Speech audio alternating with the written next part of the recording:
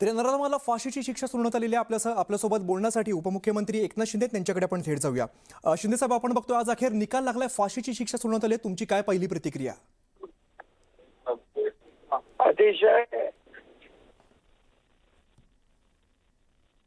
या नसरापूर रेरेश मधल्या रेरेश केस मध्ये माणुसकीला काळीमा फासणाऱ्या नराधमाला न्यायालयाने फाशीची मी न्यायालयाचं अभिनंदन करतो, न्याय देवतेचं अभिनंदन करतो।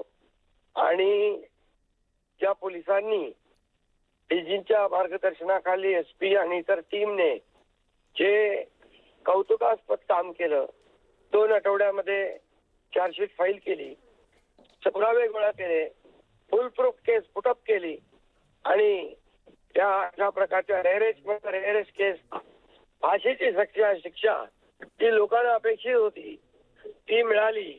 या सर्व लोकांचं मनापासून अभिनंदन करतो। त्याचबरोबर ही केस फास्ट ट्रॅक वर घेऊन इमिजिएट कोर्टाने देखील अशा प्रकारच्या आरोपीला 3 वेळा फाशी, म्हणजे पोक्सो मध्ये फाशी, रेप मध्ये फाशी आणि मर्डर मध्ये फाशी, त्यामुळे हा फाशी फासावर लटकवणार राहिला। आणि म्हणून राज्याचे मुख्यमंत्री देवेंद्रजींचं अभिनंदन करतो। ते देखील सातत्याने केस मॉनिटर करत होते। मी देखील डीजी असतील, एसपी असतील यांच्याशी सातत्याने संपर्कात होतो। मी या सगळ्या टीमचं मनापासून अभिनंदन करतो।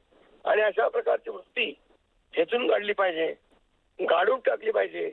अशा लोकांना जिवंत राहण्याचा अधिकार नाही, ही भूमिका आमची होती आणि त्याप्रमाणे आज न्याय देवतेने देखील न्याय दिलेला आहे।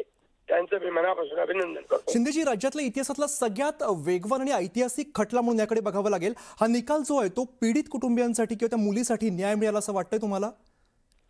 बिलकुल, कारण शेवटी अशा कृत्य करतात, काळीमा फासतात, निर्गुण हत्या करतात आणि काही काळानंतर मोकळे सुटतात पुन्हा अशा प्रकारचे गुन्हे करण्यासाठी।